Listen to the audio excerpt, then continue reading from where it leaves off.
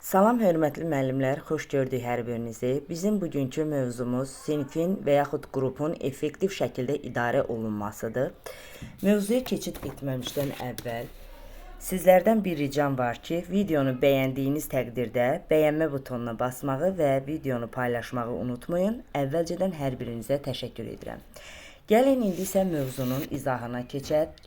Deməli, müəllimlər, sinfin effektiv şəkildə idarə edilməsi üçün bir sıra amillər var. Yəni, buna təsir edən bir sıra amillər var. Sinfin idarəçiliyində iki əsas məqsəd var ki, bunlardan birincisi uşaqların təlim fəaliyyətində iştirak etmələrini təmin etməklə effektiv və təhlükəsiz təlim mühiti yaratmaq. İkincisi isə uşaqların öz davranışlarına nəzarət edə bilmələri üçün təlim prosesində öz vəzifələrini həyata keçirmələrinə imkan yaratmaqdır. Ümumiyyətlə, sinfin effektiv şəkildə idarə olunması üçün bir sıra məsələlər var ki, onlara ciddi şəkildə əməl olunmalıdır. Bunlar deməli, yəni sinfin idarə olunması dedikdə gözlənti, qayda, prosedur və münaqişələrin həlli daxildir bu məsələlərə. Gəlin görək, bunlar hər biri ayrı-ayrılıqda hansı məsələlərdən bəhs edir. Məsələn, gözlənti müəllimin uşağa onun davranışı və fəaliyyətinin necə olması barədə ötürdüyü mesajdır. Yəni, biz gözlənti verərkən, gözlənti hər bir uşaqdan, yəni ki, bizim gözləntimiz var. Hər bir uşağı biz, belə deyək də, tanıyırıq bir qrupumuzun uşağı olaraq. Və biz gözlənti verərkən o uşağın, belə deyək, şəxsiyyətinə yox, onun davranışına yaxud da fəaliyyətinə qiymət verilmiş oluruq, yəni bir fikir yürütmüş oluruq. Gözlənti məşğələlərdən əvvəl uşaqlara ötürülür və məşğələ boyu uşaqlara hansı qaydalara əməl edəcəkləri xatırlanır. İki cür gözlənti var, biri müsbət və yaxud da yüksək gözlənti adlanır, digəri isə mənfi və yaxud da aşağı gözlənti hesab olunur. Adətən məktəbə qədər müəssisələrdə çalışan tərbiyəçilər və ümumiyyətlə pedaqoqlar müsbət gözləntilərdən istifadə edirlər və istifadə etməlidirlər eyni zamanda. Çünki müsbət gözlənti uşağın inkişafına yol açmış olur. Məsələn, müsbət gözlənti deyərkən burada mütləq cümlədə mən inanıram ki, mən bilirəm ki, yəni gələcəyə ümidlə, inamla baxılan bir cümlələrdən istifadə olmalıdır. Məsələn, deyirəm ki, mən inanıram ki, hər biriniz bu tapşırığın öhdəsindən gələcəksiniz. Mən inanıram ki, siz məsələn yarışda qalib gələcəksiniz. Mən bu sözü deməklə sanki həmin uşağın boynuna bir belə deyək yük qoymuş oluram və o da çalışır ki, mənim inamımı doğrultsun. Yəni bu da onun inkişafına gətirib çıxarmış olur. Mənfi gözlənti isə o deməkdir ki, yəni burada artıq uşağın belə deyək motivasiyası sönmüş olur. Biz artıq onun belə deyək gələcəyə olan inamını söndürmüş oluruq, yəni itirmiş oluruq. Məsələn, siz bunu mən bilirəm ki, siz bunu bacarmayacaqsınız. Artıq bunu deməkdən biz uşağın özünə olan inamını itirilmiş oluruq. Yəni buna şərait yaratmış oluruq. Bəzən qoyulan gözlənti onların mahiyyəti aydın şəkildə bildirilmir və izah edilmir.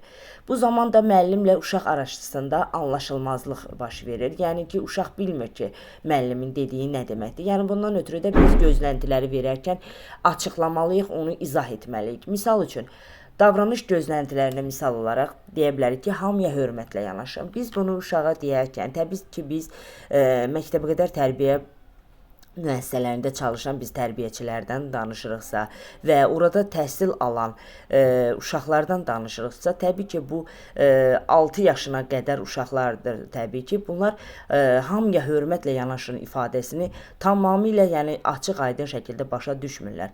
Biz bu sözü onlara izah etməliyik ki, yəni hörmət deyəndə biz başqalarına mane olmamağı, başqaları danışarkən ona diqqətlə dinləməyimizi nəzərdə tuturuq, sakit işləməliyik. Başqaları danışanda diqqətlə dinləyirik. Sözümüz olanda əlimizi qaldırmalıyıq. Yəni bütün bunlar bizim artıq hörmətlə, hamıya hörmətlə yanaşın gözləntisinin artıq izahını bildirir. Və yaxud da ki, təhlükəsizliyə riayət edin sözü biz deyiriksə, fikrini bildiriksə, bu zaman biz uşağa izah etməliyik ki, təhlükəsizlik deyəndə nə nəzərdə tutulur? Məsələn, yoldaşlarınızla mübahisə etməyin, dalaşmayın. və yaxud da ki, dəhlizdə yaxud otaqda asta yeriyin. Hansısa hadisə baş verərsə, müəlliminizə xəbər verin. Yəni bu artıq təhlükəsizlik anlayışının nədən ibarət olduğunu biz artıq uşaqlara açmış olduq. Əgər biz bu gözləntiləri uşaqlara izah etməsək, yəni onlar üçün heç nə aydın olmayacaq, adi məsləhət xarakteri daşıyacaq bu və biz də uşaqlarda heç bir inkişafa nail olmayacağıq. Və adətən bizim bu gözlənti, qayda, prosedurlar sinifdə və yaxud da ki, qrupda xaos vəziyyəti yaradan, qaydalara tabe olmayan uşaqlar üçün nəzərdə tutulmuşdur ki, yəni çətin tərbiyə olan uşaqların belə deyək də müsbət davranışlara yönətmək məqsədi güdür məhz bu proseslər.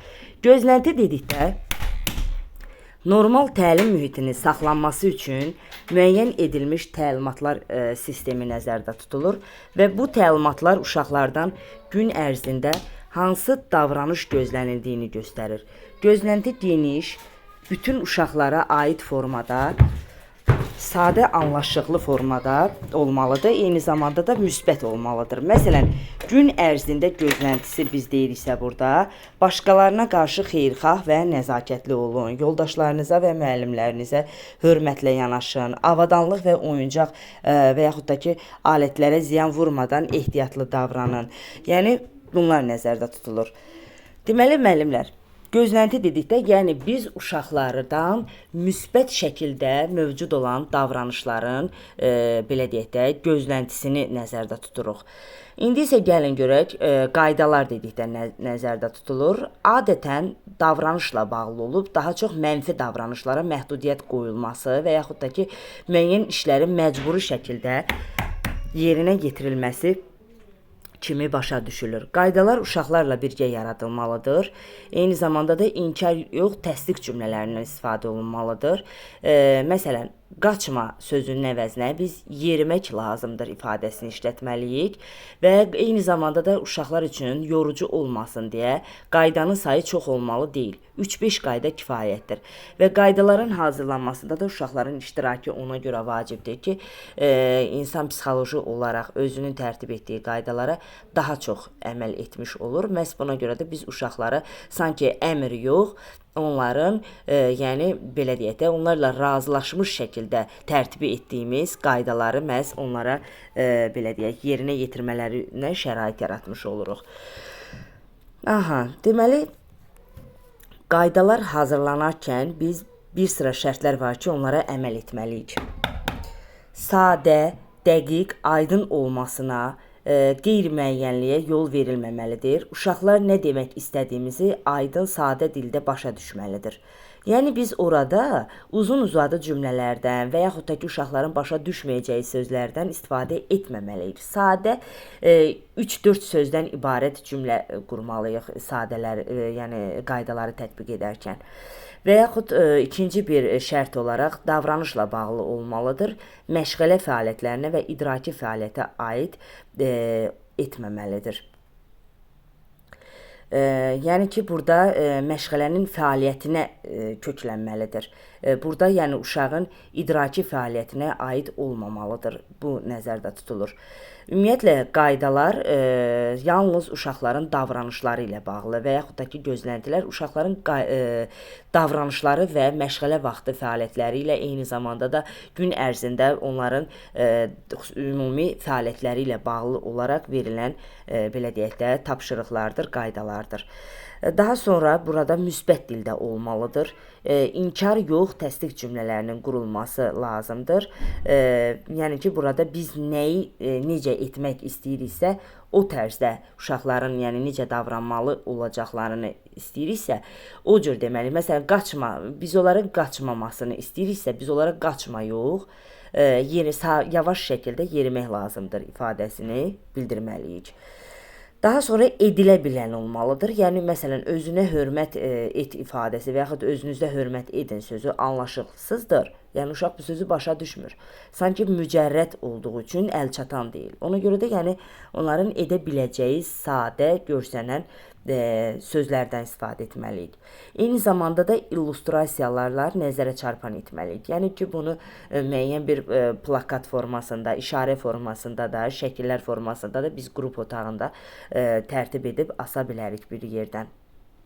Və eyni zamanda da qaydalar pozularkən ədalətli cəzalardan istifadə etmək lazımdır. Məsələn, uşaq hər hansısa bir yanlış addım atıbsa, biz ona izah etməliyik ki, bu yanlış addımın sonunda, məsələn, hansı, belə deyək də, yanlış addımın sonu hansı cəza ilə nəticələnə bilir. Təbii ki, burada fiziki cəzadan söhbət gedir. Məsələn, uşağın istədiyi oyuncaqdan biz onu müvəqqəti olaraq məhrum edə bilərik və yaxud da ki, biz onu çox sevdiyi bir dostunun yanında əyləşməsi fikrindən məsələn müvəqqəti olaraq təcrid edə bilərik. Ona görə də yəni biz onları belə deyək, ədalətli cəzalardan istifadə etməliyik. Məsələn, boyanı dağıdan uşağa anlatmaq lazımdır ki, ehtiyatlı işləmək lazımdır. Çünki biz əgər ehtiyatsızlıq etsək və yaxud da ki, yanlış addım atsaq, biz onun belə deyək də təmizlik işinə də özümüz baxmalıyıq. Yəni özümüz edəcəyik. Eyni zamanda da burada mükafat da cəzadan vacib məsələdir. Məsələn, uşaq istədiyi bir, biz bilirik ki, təbii ki, hansısa bir uşaq daha çox nəyi xoşlayır? Müsbət hər hansısa bir davranış baş veribsə uşaqda, hər hansısa bir işi doğru yerinə yetiribsə, biz onu istədiyi həmin o hadisə və yaxud da əşyayla mükafatlandıra bilərik. Məsələn, qayda nümunəsi olaraq təlimatlara qulaq as və yaxud əməl et, danışmamışdan və yerindən durmamışdan əvvəl əlini qaldır və s. Ümumiyyətlə, demokratik cəmiyyətlərdə qaydalar hamımızın birlikdə yaşamağımıza müsbət təsir göstərən bir məsələdir və məktəbə hazırlıq siniflərində də uşaqların özlərini təhlükəsiz hiss etmələrinə kömək edir. Və qaydalar sinfin fəaliyyətini tənzimləyir, eyni zamanda uşaqlarda özünə nəzarəti təşviq edən proqnozlaşdırıcı atmosfer yaradır. Bəzi qaydalar, məsələn, uşaqların bir-birini incitməməsidir və yaxud özlərinə zərər verə biləcək hərəkətlər etməmələri kimi məsələlər ümumi müzakirə obyekti ola bilməz. Çünki bu şəxsi məsələdir və biz onu düzdür, uşaqlara müəyyən qədər izah edə bilərik. Amma bu ümumi, belə deyək, qrup qaydası kimi belə deyək, istifadə edilə bilməz. Hər kəsin ləyaqətini dəstəkləyən qaydalar biz tətbiq etməliyik, tərtib etməliyik. Məsələn, bir-birinə hörmət bəsləmək demokratik icmalarda uğurlu yaşamağın bir hissidir. Ümumiyyətlə, qaydalar pozulduqda sanki bir, belə deyək, tərbiyəçinin əlinə fürsət düşür ki, məhz, belə deyək, doğru mədəni davranış nümunələrini uşaqlara izah edib göstərməsi üçün məhz şərait yaranmış olur bir növ. Məsələn, uşaqlardan biri səsküylü oyun oynamaq istədiyi zaman digərləri diqqətini toplamaq üçün səssizliyə ehtiyac duya bilər. Yəni biz bu zaman uşaqlara izah edirik ki, yəni bizim hər hansısa bir hərəkətimiz başqası üçün cansıxıcı ola bilər və yaxud da ki, onun üçün onun ehtiyacına, tələbatına uyğun olmaya bilər. Məhz ona görə də biz ümumi davranışlarımızı, hər hansısa bir istəklərimizi yerinə yetirərkən təkcə özümüzü yox, bütövlükdə qrupu, sinifi, ətrafımızdakı insanları nəzərə almalıyıq. Təcrübəli məktəbəqədər təhsil müəllimləri deyirlər ki, uşaqlar üçün qrup qaydalarının yaradılmasının açarı bu qaydaların az və sadə olmasındadır. Yəni onların eyni zamanda da yerinə yetirilməsinin, düzgün yerinə yetirilməsinin biz əgər istəyiriksə, o zaman biz qaydaları az və sadə şəkildə tərtib etməliyik. Qaydaları yazarkən istəmədiyimizi söyləməkdənsə istədiyimiz davranışı müəyyənləşdirmək daha yaxşıdır. Məsələn, bir-birinizə qarşı hörmətlə yanaşın, yaxşı qaydadır. Nəinki başqasını vurmayın. Birbaşa qadağan olunan şeyi desək, artıq bununla da artıq itələməyə, vurmağa, təpikləməyə, təhqirə, qısnamağa və başqa sərt davranışlara şərait yaratmış oluruq. Daha sonra biz burada müəyyən məsələlər var ki, onlara əməl etməliyik. Məsələn, Əgər hər hansısa bir belə deyək qayda burada icra edilməyibsə, uşaqlar tərəfindən düzgün anlaşılmayıbsa, biz o zaman qrupdakı belə deyək vəziyyəti araşdırmalıyıq. Və məsələn belə sual verə bilərik ki, nə baş verdi? Bu problemin səbəbi nə idi? Nə edə bilərik ki, bu vəziyyət düzəlsin və bir də belə hal təkrarlanmasın. Ümumiyyətlə, yəni bu sualların verilməsində məqsəd ondan ibarətdir ki, hər hansısa bir yanlış davranışın səbəbini uşaqlara izah etmək və yeni bir qayda qoymaq burada tələb olunur ki, yəni ki, burada bu məsələlərin belə deyək, müzakirənin aparılmasının, bunların qrup qaydalarının dəyərləndirilməsinin səbəbi ondan ibarət ola bilər ki, yəni biz burada yanlış davranışı araşdırıb və uşaqlarla birlikdə qərara gəlməliyik ki, bu problemləri aradan qaldıraq. Məsələn, uşaqlar qaçmağın problem yaratdığını anlayanda həll yolunu tapmağa çalışacaqlar. Biz onlara bildirməliyik ki, bloklarla, yəni məsələn kubiklərlə hər hansısa bir konstruksiya işi həyata keçirilmişdir və otaqda yaxud da otağın ona ayrılmış hissəsində qaçmaq olmaz. Bu həddə çatanda artıq onlardan sinifdəki digər uşaqlarla qərarlarını bölüşməyi xahiş edə bilərik. Yəni ki, biz burada qərara gəlməliyik ki, biz deməli nə baş verdi ki, burada bloklarla biz yaratdığımız tikillər uçdu. Demək ki, burada hər hansısa bir uşaq qaçdı və bu da tikilmiş həmin o konstruksiya dağıldı. Demək ki, biz orada yavaş yeriməliyik. Uşaqlar qərara gələ bilərlər ki, orada yavaş qaçmaq lazımdır, gəzərək keçmək lazımdır. Yəni bu tipdə artıq biz qayda qoymuş olacağıq, birlikdə belə bir qərara gələcəyik. Digər vaxtlarda başqa uşaqlara təsir edən problem yaranarsa, bütün uşaqları dərsə cəlb edə bilərik. Ümumiyyətlə müəllimlər, bir məsələni qeyd edim ki, qaydalar bütün il boyu yenilənə bilər. Nə mənada? Məsələn, hər hansısa bir davranışla bağlı biz qayda qoymuşduqsa ilin əvvəli, biz onları artıq məsələn möhkəmləndirmişiksə, qrup belə deyək fəaliyyəti zamanı il ərzində hər hansısa bir problem yarandısa yenidən biz yeni qaydalar qoya bilərik. Məsələn, deyək ki, ilin ortasında qrupa yeni bir uşaq gəldi və biz görürük ki, artıq qrup uşaqları həmin uşaqla bir qədər kobud rəftar edə bilər. Artıq bu yeni bir problemdir də, düzdürmü? Biz həmin o problemi aradan qaldırmaq üçün uşaqlarla yenə də söhbət aparmalıyıq və onlarla yeni qərara gəlməliyik ki, yəni başqalarına qarşı bizimlə birlikdə belə deyək də bizimlə birlikdə dərs keçəcək, bağçada olacaq yeni uşaqlara qarşı mehriban olmalıyıq. Bir-birimizlə necə paylaşırdıq, bölüşürdüksə, bir-birimizə necə empatiya hissi ilə yanaşırdıqsa, yeni uşaqla da məhz özümüzü belə deyək də, həmin uşağı da özümüzə qataraq o uşaqla da həmin tərzdə mehriban münasibət və eyni zamanda qarşılıqlı hörmət prinsipi əsasında davranmalıyıq. Yəni bu artıq belə deyək qrup fəaliyyətinin il ərzində baş verə biləcək yeni bir problemi ola bilər ki, biz bununla bağlı yeni qayda tətbiq etməliyik. Və eyni zamanda da hər hansısa bir problem baş verə bilərsə, yəni uşaqlar qaydalara əməl etməyə bilərsə, artıq biz müəyyən suallar çıxır ortaya ki, məsələn, gözləntilər uşaqlara aydındırmı, fəaliyyətlər çox çətindirmi, yoxsa uşaqlar üçün maraqlıdırmı, bəlkə maraqlı deyil, uşaqlar çox oturmaq və yaxud da növbətə dayanmaq məcburiyyətində qalırlarmı, uşaqların gəzməyə kifayət qədər vaxtları varmı, uşaqlar inkişaf baxımından səmərəli fəaliyyətlərə cəlb olunurlarmı? Uşağın özünü pis aparmasının xüsusi səbəbləri varmı? Bəlkə o uşaqda məsələn acılıq hissi var, qaydaya tabe olmur, yorğunluq hissi var, fiziki problemləri var, ailə daxili problemləri var ki, məsələn uşaq diqqətini cəmləyə bilmir, tərbiyə problemləri ola bilər. Bu zaman uşaqlara yenidən tərbiyə belə deyək də ehtiyac var. Belə məsələlər yəni araşdırılmalıdır. Daha sonra Biz burada prosedurla bağlı məsələlərə deməli toxunmaq istəyirəm. Deməli prosedurlar dedikdə hər hansısa bir işi yerinə yetirmək üçün bir qrup spesifik addımlar, yəni burada hər hansısa bir işin ardıcıllığı alqoritm nəzərdə tutulur. Uzun-uzadı mürəkkəb sözlərdən ibarət olan, yerinə yetirilməsi çətin olan prosedurlardan istifadə etmək olmaz. Qısa, sadə, yerinə yetirilə bilən, anlaşıqlı olmalıdır. Əmr formasında yaxud da ki, indiki zamanda olmalıdır.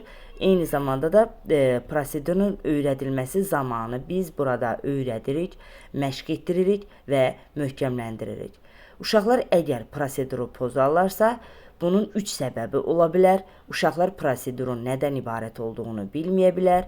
Uşaqlar prosedurun necə tətbiq olunacağını bilmir, yaxud da prosedurlara tərbiyəçi vaxt sərf etmir. Və burada biz prosedurla qaydanın fərqinə deməli gəlin toxunaq. Qaydalar davranışla bağlı və uşaqlar üçün ciddi təhlükə yaradan zaman vəziyyətlə bağlı olur. Prosedurlar isə hər hansı bir işin hər zaman eyni qaydada yerinə yetirilməsi üçündür. Və qayda pozulduqda cəza tətbiq olunur. Prosedurlar pozulduqda isə məşq edilir. Və qaydanın sayı 5-dən artıq olmur. Prosedur isə çox olur. Yəni ki, biz gün ərzində bizim çoxlu fəaliyyətlərimiz olar. Yəni gün rejiminə daxil olan bütün fəaliyyətlər bizdən uşaqlara prosedurlar tətbiq etməyimizi tələb edir. Qaydalar bir cümlədən ibarət olur, amma yəni ki, bir cümlədən dedikdə düzdür. Məsələn, biz dedik ki, 3-5 qayda tətbiq edə bilərik. Bu 3-5 qayda fərqli davranışlara xas olan məsələlərdir. Amma prosedur bir prosedurun tətbiq olunması üçün biz ən azı 3-4 cümlədən istifadə etməliyik.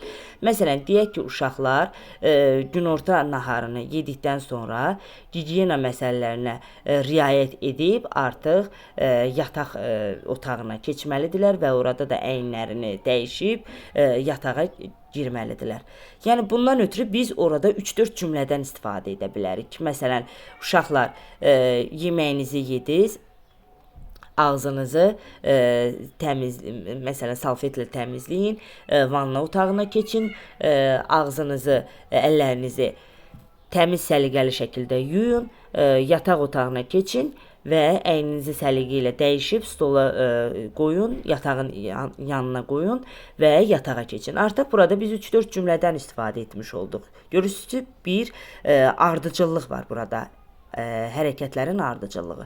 Qayda isə hər hansısa bir belə deyək, mənfi davranışı aradan qaldırmaq üçün bir cümlədən ibarət olur.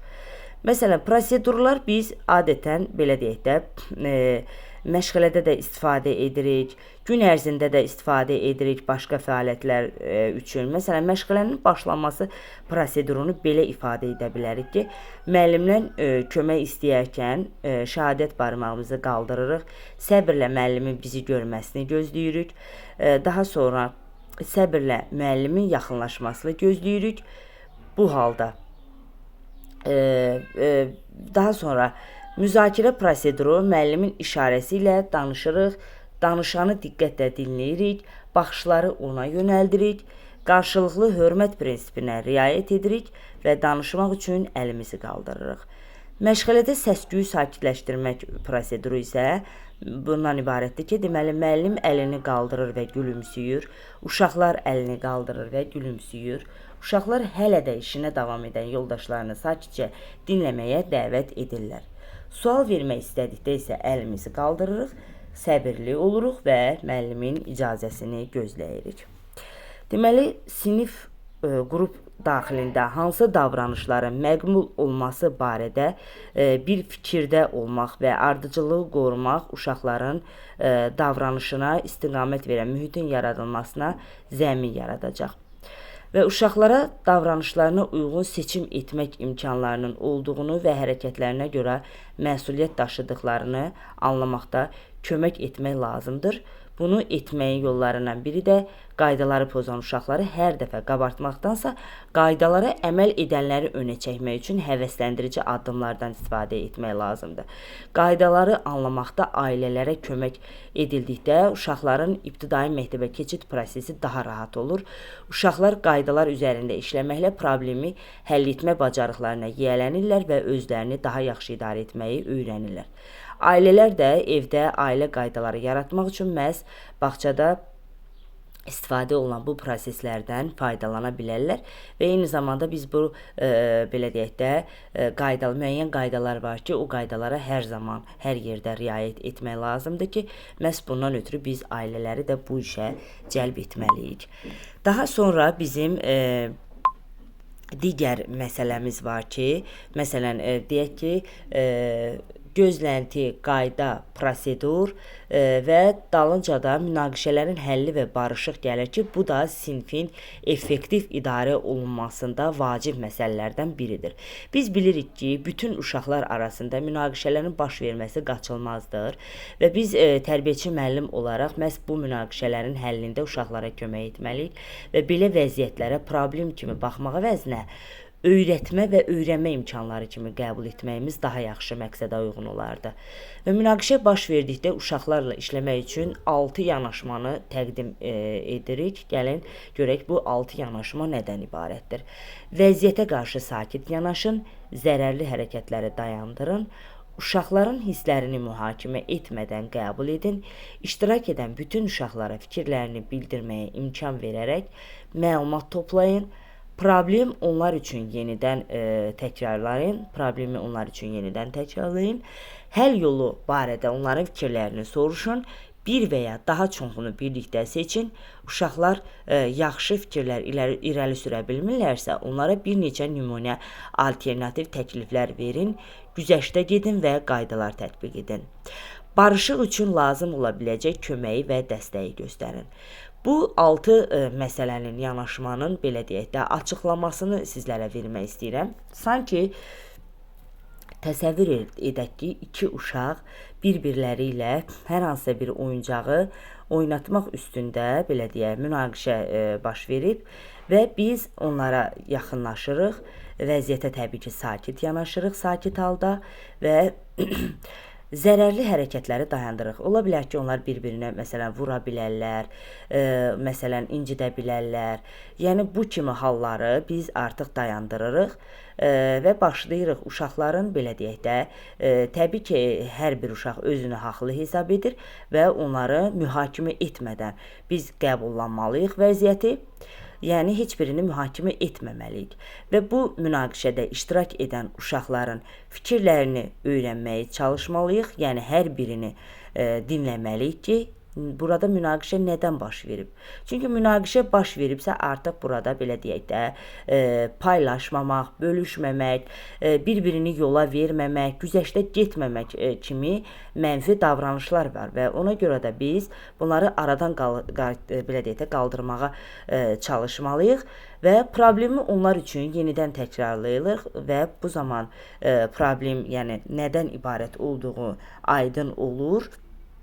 Yəni biz artıq vəziyyəti öyrənməklə problemi artıq yenidən təkrarlamış oluruq. Və artıq uşaqlarla birlikdə bu münaqişənin onların dostlaşmasını, paylaşmasını, bölüşməsini, bir-birinə güzəştə getməsini belə deyək, tətbiq etmək üçün onlarla birlikdə qərara gəlməliyik və bu zaman hər bir uşaqdan onların fikirlərini soruşmalıyıq ki, məsələn, biz necə edək ki, belə deyək də bir-birimizdən inciməyək və hər ikimiz də oyuncaqla oynayaq. Bundan ötürü təbii ki, uşaqların fikrini öyrənirik. Əgər uşaqlar daha yaxşı fikir irəli sürə bilmirlərsə, onlar üçün biz müəyyən belə deyək, köməklər edib seçimlər edə bilərik. Bundan ötürü də biz müəyyən burada yanaşmalar var ki, onlardan istifadə edə bilərik.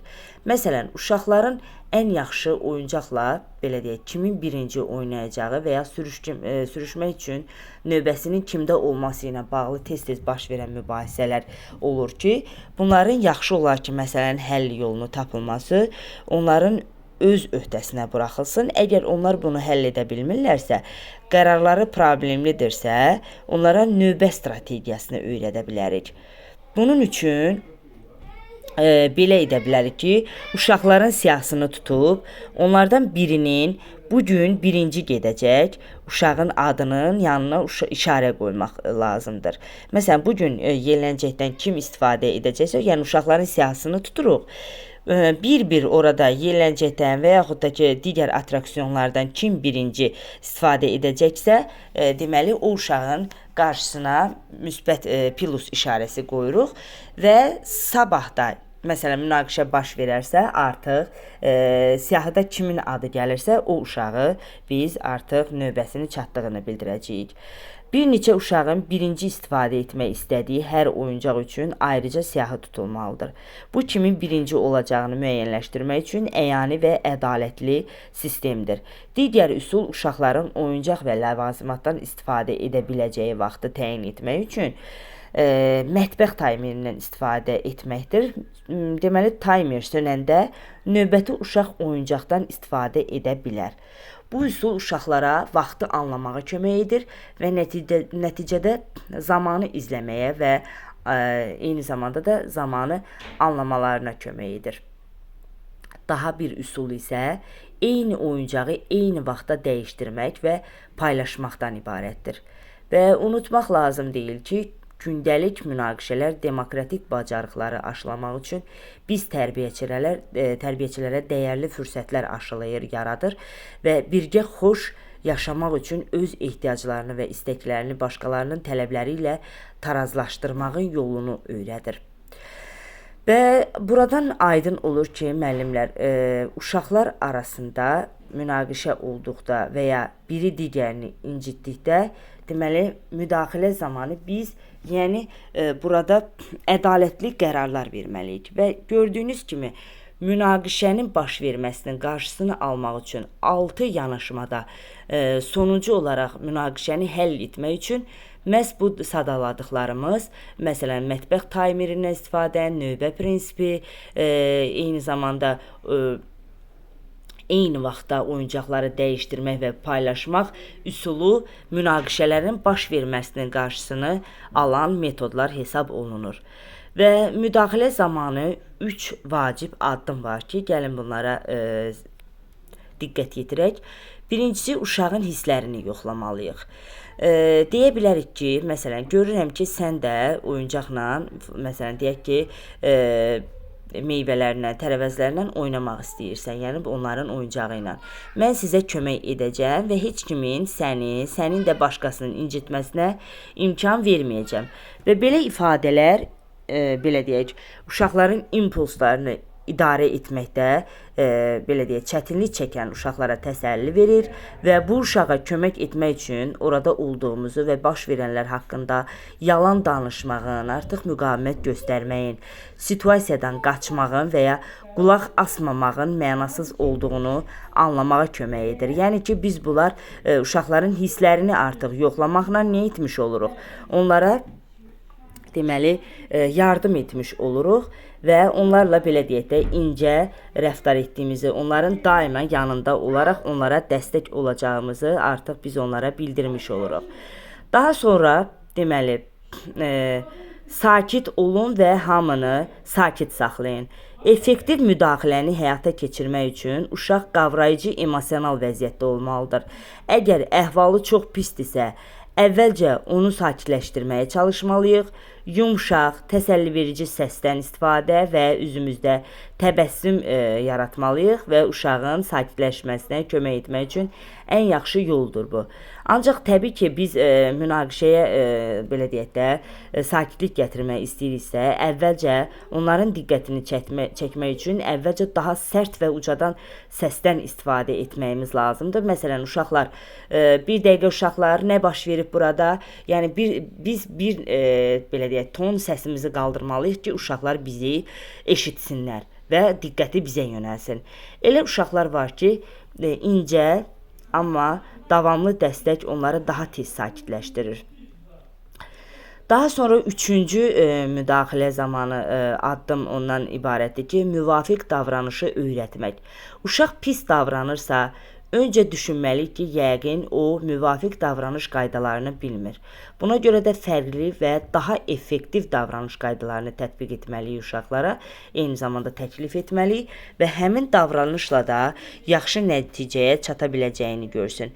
Əgər uşaq uyğun davranış qaydalarını bilir və yenə də pis davranırsa, yaxud bilərəkdən şıltaqlı edirsə, yenə də bu hal uşaqla bizim aramızda kimin üstün olması barədə təbii ki, biz artıq münaqişəyə başlamayacağıq, mübarizə aparmayacağıq.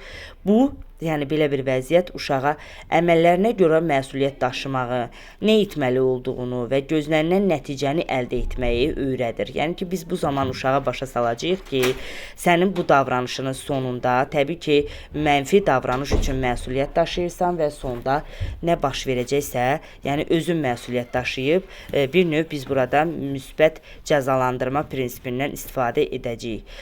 Biz onlara xitab edərək, məsələn, hər ikiniz bu oyuncaqla oynamaq istəyirsiniz və hər ikiniz də oynamalısınız. Sizə kömək edəcəyim. Bir-birinizə zərər vermədən bu problemi həll etmək üçün nə edə bilərik? Bura təhlükəsiz bir sinif otağı olmalıdır. Yəni biz onlara artıq belə deyək də qərar qəbul etməyə yönəldirik. Daha sonra biz istiqamətləndirmə metodundan istifadə edə bilərik. Təbii ki, bu istiqamətləndirmə metodu bir növ həm inkişafdan geri qalan uşaqlar, eyni zamanda da azyaşlılar üçün daha effektiv nəticə verir. Çünki onlar alternativ davranışa dair təklifləri tam başa düşə bilmirlər. Bu nə deməkdir, müəllimlər?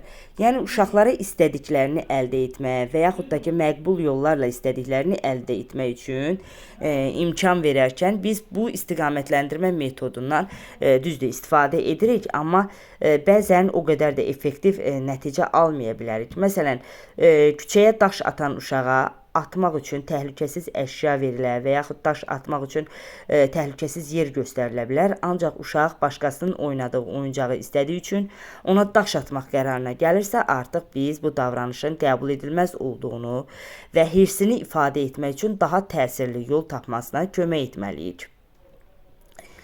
İstiqamətləndirmə uşağın başqa bir oyuncaqdan istifadə etməsinə həvəs göstərməsini etibar edə bilər. Və bu vəziyyətdə də istiqamətləndirmə, yəni ki, aqressiyaya alternativ yol göstərmir. Yəni ki, biz istiqamətləndirmə metodu ilə uşaqların hirsini, yəni soyuda bilmərik. Bundan ötürü biz başqa yollar axtarmalıyıq. Diqqət verməmək və bu müdaxilə gəlin görək nədən ibarətdir. Diqqət verməmək o deməkdir ki, bu müdaxilə strategiyası tətbiq edərkən əmin olmalıyıq ki, diqqətimiz yersiz davranışa səbəb olmayacaq. Davranışın məqsədi diqqəti cəlb etmək və ya hakim olmaq uğrunda mübarizədən yayınmaqdırsa, diqqət davranışın məqsədinə xidmət edə bilər. Bunun baş verdiyini hiss ediriksə, təhlükəli olmadığını nəzərə alaraq davranışa məhəl qoymamalıyıq. Yəni biz elə bir davranışa diqqət yetirməyə bilərik ki, diqqət verməyə bilərik ki, araşdırmalıyıq ki, o davranışın sonunda uşaq hər hansısa bir, belə deyək də, ciddi cəza, daha doğrusu ciddi zərbə ala bilərmi və yaxud onun etdiyi davranış başqasına ciddi ziyan vura bilərmi? Ona görə də, yəni əgər uşağın etdiyi davranış müəyyən qədər, belə deyək də, sözlə yol verilən olarsa, biz ona artıq anlayışla başa sala bilərik ki, yəni o mənfi davranışı aradan qaldırmaq üçün biz ona deyə bilərik ki, səni görməzliyə vururam. Yəni artıq biz bu sözlə ona başa salmış oluruq ki, mən sənin mənfi işlər, mənfi davranışlar sərgilədiyini görürəm. Yaxşı olar ki, özünə nəzarət edəsən və bu davranışı aradan qaldırmış olasan. Bu uşağa artıq bizim davranışından xəbərdar olduğumuzu və onu qəbul etmədiyimizi bildirəcək.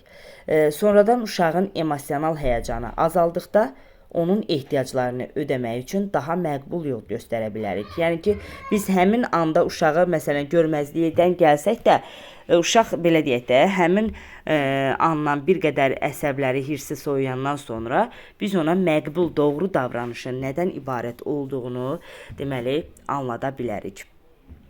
Bu da oldu müəllimlər, münaqişələrin həlli yolları. Demək ki, biz sinifi effektiv şəkildə idarə etmək üçün istər ilin əvvəlində, istərsə də əgər il belə deyək də tədris ili müddətində ehtiyac yaranarsa, biz gözləntilərdən, yeni gözləntilərdən, qaydalardan, prosedurlardan, eyni zamanda da münaqişələrin həlli yollarından istifadə etməklə effektiv sinif vəziyyəti, səs-küysüz, sakit, daha səliqəli, belə deyək də qrup otağı və sinif əldə etmiş oluruq artıq.